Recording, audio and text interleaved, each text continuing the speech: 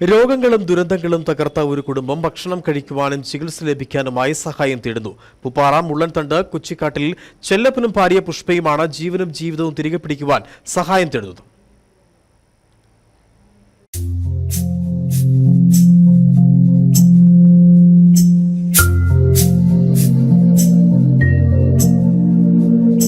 കൂലിപ്പണിക്കാരനായ ചെല്ലപ്പൻ 8 വർഷം മുമ്പ് തെങ്ങിൽ നിന്ന് വീണ് കിടപ്പിലായി. ഏറെ നാളത്തെ ചികിത്സയ്ക്കൊടുവിൽ ഇടതുകാലിന്റെയും ഇടതു കൈയുടെയും ചലനശേഷി ഭാഗികമായി തിരിച്ചു കിട്ടിയെങ്കിലും ജോലിയൊന്നും ചെയ്യാൻ കഴിയില്ല. ഭാര്യ പുഷ്പ കൂലിപ്പണിക്ക് പോയാണ് കുടുംബം പുലർത്തുന്നത്.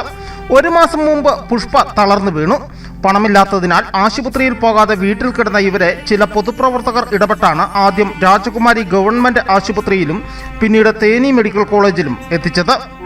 ചെല്ലപ്പൻ തെങ്ങിൽ നിന്ന് വീണ് പരിക്ക് പറ്റി ഹോസ്പിറ്റലായിരുന്നു. നടക്കാൻ പോലും സാധിക്കില്ലാതിരുന്നൊരു അവസ്ഥയിലാണ് ഇപ്പോൾ പുഷ്പ രോഗിയായി മാറിയത്.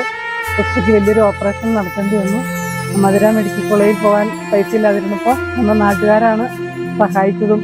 അവരെ 108 ആംബുലൻസ് വിളിച്ചാണ് ഹോസ്പിറ്റലിൽ നിന്ന് ഡോക്ടർ പറഞ്ഞു വിട്ടത്.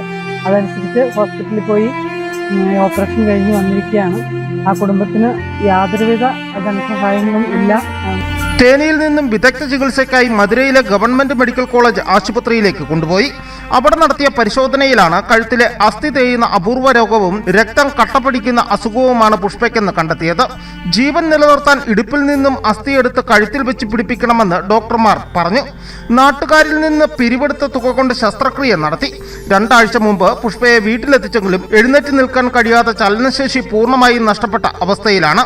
ഭക്ഷണം കഴിക്കാത്തതിനാൽ ട്യൂബ് വഴി പാലും പഴച്ചാറും മാത്രം നൽകിയാണ് പുഷ്പയുടെ ജീവൻ നിലനിർത്തുന്നത്.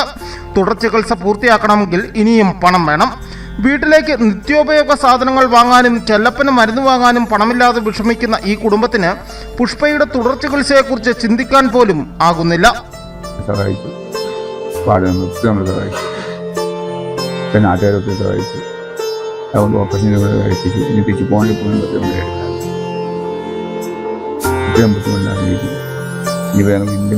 മുമ്പുള്ള ജീവൻ എങ്ങനെ ജീവിക്കണം നമുക്കറിയില്ല. എനിക്ക് പറ്റില്ല. അവിടെ പണിക്ക്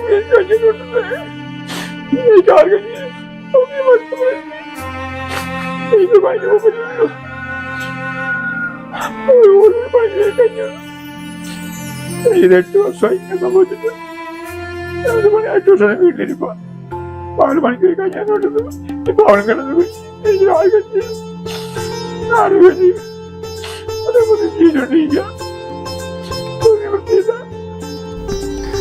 മൂത്ത മകൾ ദിവ്യയെ നേരത്തെ വിവാഹം ചെയ്തയച്ചു.